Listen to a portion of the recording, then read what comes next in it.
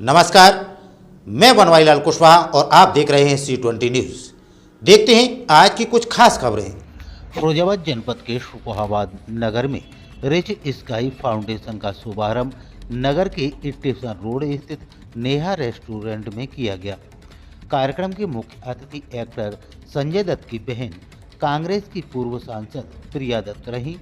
इस दौरान उन्होंने फाउंडेशन के बारे में कहा कि जिस प्रकार से तनु यादव द्वारा फाउंडेशन की शुरुआत की गई है वह काफ़ी अच्छी बात है।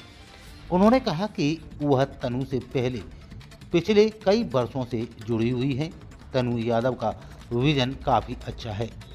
यदि हम 10 बच्चों की ज़िंदगी को ही बदल दें तो यह बहुत बड़ा काम माना जाएगा। प्रिया दत्त ने कहा कि उनका फाउंडेशन ज़रूरतमंद लोगों की सहायता करने के काम में लगा हुआ है। फाउंडेशन केवल मुंबई ही नहीं पूरे देश में काम करना चाहता है।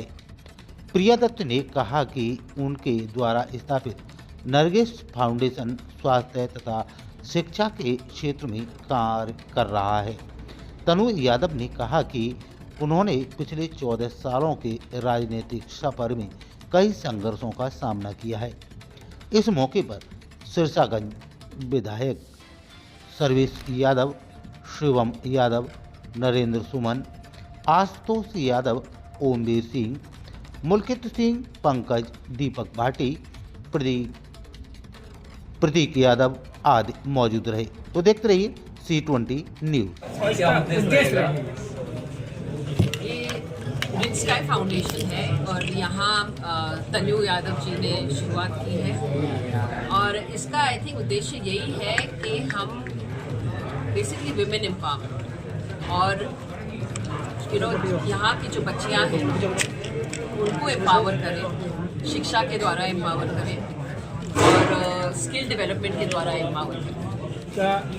राजनीति में बहुत बड़ा कैरियर रहा है जी, उसको लेकर के आज जो राजनीति हो रही है उसको लेकर क्या आपकी धारणा है? वो ज़माना अलग था, ये ज़माना अलग है, मैं उतना ही कहूँगी।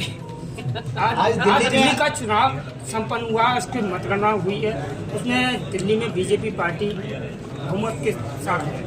आप किस नजरिए से देख रहे हैं किस तरह का चुनाव हुआ?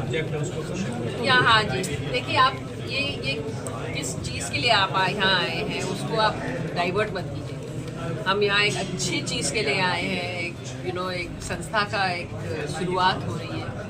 आई थिंक उसी पे सवाल करें तो बेहतर रहेगा। मैंने ये रिच स्काई फाउंडेशन जब मैं कॉलेज में पढ़ती थी तो प्रिया दीदी को मैंने देखा था कि नरगिस दत्त फाउंडेशन वो चलाती थी अपने फादर के जाने के और मदर के जाने के इतने साल बाद भी। कि आप में से और हम में से किसी को भी ये महसूस नहीं होगा कि सुनील दत्त जी को गए हुए इतने दिन हो गए। उसका सबसे बड़ा कारण है कि उनकी बेटी ने उनके जाने के बाद भी कुछ ऐसा किया है जो कि बहुत आसान नहीं है। उतना बड़ा तो नहीं पर उस तर्ज पे, क्योंकि जब मैं यहाँ शादी करके आई तो जिस परिवार में मैं आई मुझे जिस तरह का सशक्तिकरण और आज़ादी मिली और क्योंकि मेरे ससुर यहाँ के विधायक हैं तो उस नाते मुझे बहुत सहारा भी मिला, जनता का भी आसानी से मिल गया। मैं चाहती हूँ कि जितनी भी महिलाएं यहाँ हैं, जैसे मेरे घर में मेरी सुनी जाती है ऐसे सबकी सुनी जाए। जैसे मुझे अच्छी एजुकेशन मिली, अच्छी पढ़ाई मिली, दिल्ली यूनिवर्सिटी में पढ़ने का मौका मिला, दिल्ली यूनिवर्सिटी में चुनाव लड़ने का मौका मिला, ये सशक्तिकरण मैं चाहती हूँ कि इस जिले की सब महिलाओं को, सब बच्चियों को मिले। उसका कारण पैसे ना बने। बहुत लोग बहुत कुछ करना चाहते हैं लेकिन पैसे की कमी की वजह से नहीं कर पाते। क्योंकि हमारे घर में विधायक है तो हम रोज़ देखते थे कि पापा के पास लोग आते हैं, परेशान होते हैं, वो मदद करते भी हैं पर एक सीमा होती है मदद की। तो कुछ और तरीके से उस मदद को आगे बढ़ाया जाए।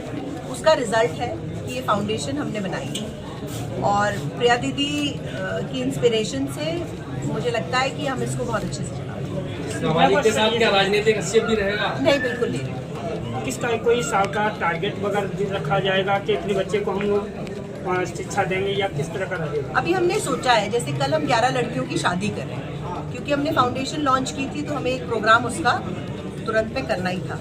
तो हमने क्या, लोग हमारे पास कुछ बहुत महीनों से आ रहे थे कि शादी के लिए या कुछ उसके लिए आ रहे थे। तो कल 11 शादियां हम कर रहे हैं। उसके बाद हमारा टारगेट रहेगा लगभग 50 और 100 के बीच में कुछ लड़कियों को हम एजुकेशन अप्रैल में जो नया सेमेस्टर चालू होगा उसमें हम देंगे। उसमें हमने एक क्राइटेरिया फिक्स किया है कि जिन महिलाओं के हस्बैंड नहीं है या परिवार की औसत आय जो है वो साल की 1,20,000 से कम है, उनका हम एप्लीकेशन लेंगे और फिर एक प्रोसेस के थ्रू स्क्रूटनाइज करके उनको एजुकेशन देंगे।